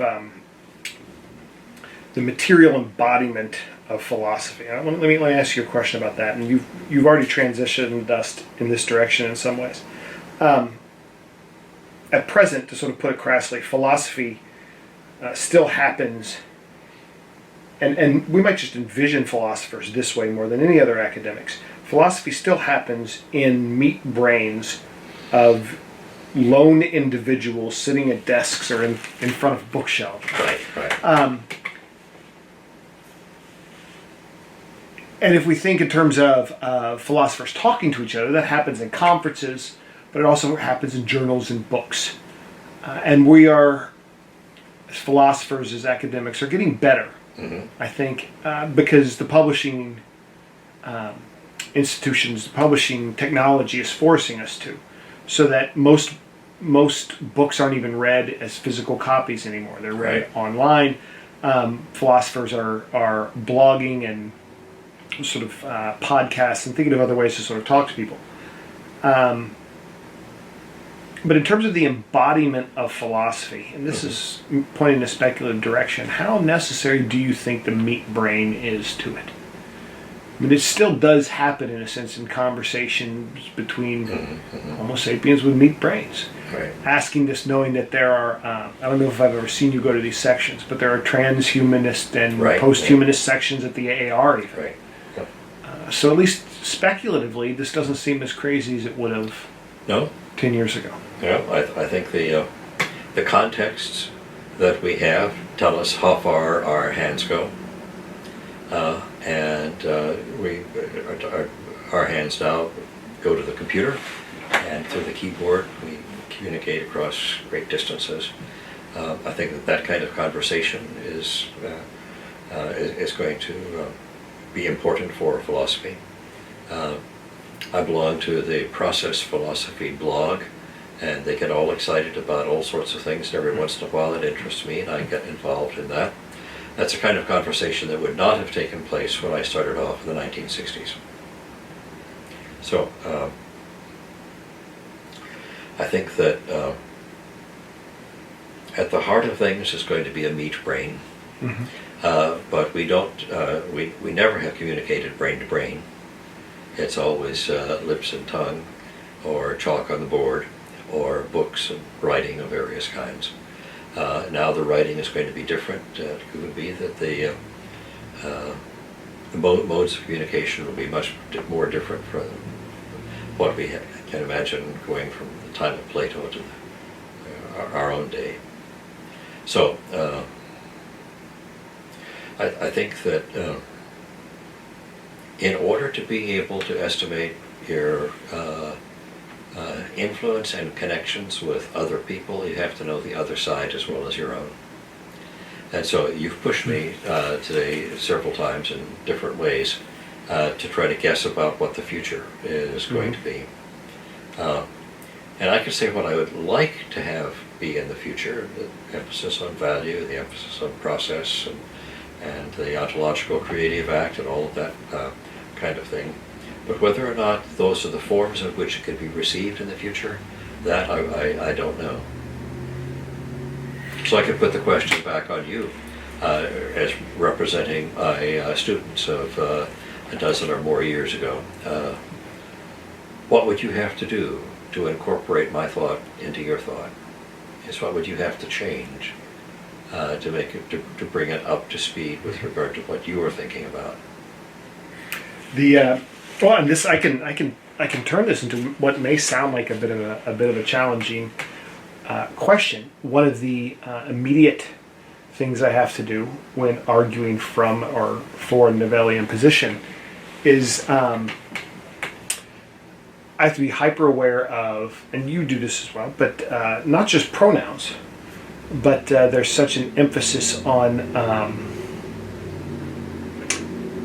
guarding against sort of patriarchal political structures. I remember when I was going through my dissertation defense, one of the people who was on that committee kept asking me because they felt like my use of the pronoun we was problematic. Yeah. It felt, I guess it felt like I never quite understood her argument. But we are so much more concerned now with making sure that we're talking to multiple audiences, that we're not assuming things about our audiences, that it helps that you write about Confucianism, So you are interesting to people to whom I'm trying to say, you should read this fellow Bob Neville. You're interesting because you do work in China. That's still that's interesting to people. That's cross-cultural. But I'll say this: philosophy is still such a male-dominated field. Within the humanities, that's rare. Mm-hmm. Yes, I know. But it's kind of the holdout. So one of the challenges we face is how to continue to sort of try and break those boundaries, to make philosophy relevant to lots of kinds of people, without turning philosophy into philosophy just about micro communities. Right. Right. And I'd say that's probably the biggest challenge we face, because on the one hand, if we want to do constructive work, we want to be arguing that we need large, vague, comparative categories. But that sounds to outsiders, again, patriarchal and colonial, and you're not taking seriously enough women's experience or queer experience or Aboriginal experience. So there's a real there's a tension there between wanting to do big idea type thinking and being forced into micro context studies as a sort of deference to sort of underrepresented communities. I'd say that's the biggest challenge, at least I face, and I think some of your other students feel the same thing, Right. or something similar. You're not the first of my students to say that. We should have been teaching a lot more postmodernism, and that might well have been true. We certainly hope that you learn everything there is to know, and we don't attempt to. I'm speaking now as if I were not retired. I haven't been retired for more than 6 or 8 weeks, but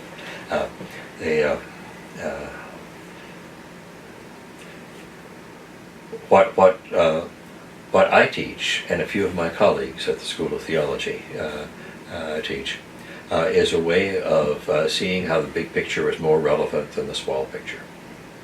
At the same time, we need to be mindful of the people who don't get enough education of the right sort to have any picture at all, and who need to learn to think about their own experience for the first time and see that it is a picture, and ask how that fits in with the rest. I don't know that it's possible for everybody to be a philosopher. It could be the philosophy is something like, well, what Confucianism was, or what Advaita Vedanta is. For Advaitins, you have to be male, you have to be of the right social caste, and you have to be near a teacher. And if you're not, you just have to wait till the next life and see if you turn out to meet those conditions. Confucianism is a philosophy for a whole society, but most Confucians in Confucius time and up through the Neo-Confucian period in the Tang, early Ming dynasty, they didn't suppose that everybody would be a Confucian philosopher. Only the men and the head of the family, and the others would live with Confucian rituals, but not with the Confucian requirement that to be real you have to become a sage.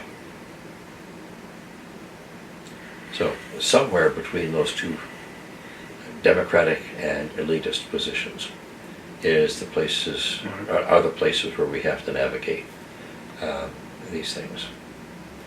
Now, I think that the great philosophic traditions of the West, from Plato and Aristotle, and from the Indian traditions in both Buddhism and Hinduism and Jainism, and the Chinese traditions, they all deal with the big ideas.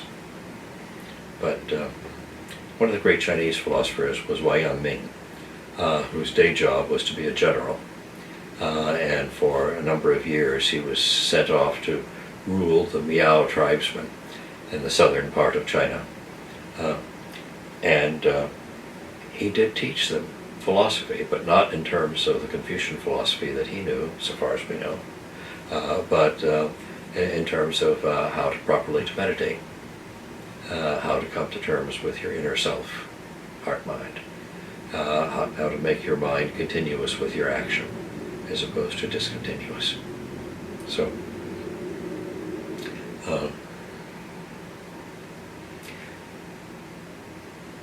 I think one of the most interesting things about philosophy now is that we're pulling together suddenly, that is in 200 years, the very complicated, diverse ways in which philosophy has grown up.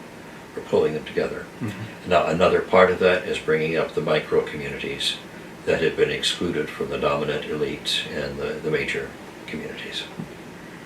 Yeah, and that may very well be the challenge for my generation in the next few, is to more responsibly articulate how you do both. Right. Yeah. How you do both at the same time. Well, we're nearing the sort of end of our. It's not a tape anymore. That's an outdated term, but we're nearing the end of our time. So let me ask a sort of final question. I watched several interviews with famous philosophers. To sort of think about questions and think about how to form our time here together. My favorite was by Michel Contat. I believe it was for Le Monde at the time. He was interviewing Jean-Paul Sartre. Mm-hmm. It was in 1971. Mm-hmm. And I liked how he ended it, so I'll modify it a bit. So they'd gone on it was about 2 hours long, and he wrapped up the interview with the final question. He just asked, and Sartre was sitting there playing with his pipe. He asked, "Is there anything you would like to add?" And Sartre began by responding. He said, "Everything in one sense, if you like, and in another sense, nothing." So I want to risk a more imaginative version of something like that final question. And again, play along if you would. I'd like you to imagine a PhD student, future a candidate in philosophy or some related discipline, some degree that doesn't yet exist somewhere. Where you raise the issue, maybe they're on the moon, maybe they're on Mars. They could be on Antarctica, New Boston University somewhere, right? So this student, she has sort of rediscovered the sort of robust naturalism of Robert Neville, centuries in the future from now. And she scoured the archives. She found lots of books. Mm-hmm. I don't know what format they'll be in, but lots of articles. And she finds this little tape, this little interview. Given that you've written so much, it might sound surprising that I would even ask this, but is there anything that you felt like you haven't been able to say yet, or that you don't think you'll get a chance to? In other words, that's my way of asking, if this were the only medium someone had asked to, is there anything you would like to add? Yes, and it's that philosophy is just a lot of fun. It's exciting, it's interesting, and you've framed lots of questions in terms of institutions and their needs and traditions and how they can communicate and so forth. But the fact that we can actually think about the big philosophic ideas and see that there are different ideas that articulate the problems that lie there, that's just so much fun. I know a lot of philosophers who don't have fun. They work hard. They see philosophy as the solving of problems. I see philosophy as the engagement of issues. And of course there are problems. You can reframe them as problems. And you can say you can go from one to the next by the time you've solved a problem. But every time I get into a good philosophic conversation, it becomes exciting and engaging, and makes me want to go on long after my voice is given out. Have more fun. That's a good way to end it. Thank you very much. Thank you, Brandon. Bob, I appreciate it. Good. Good.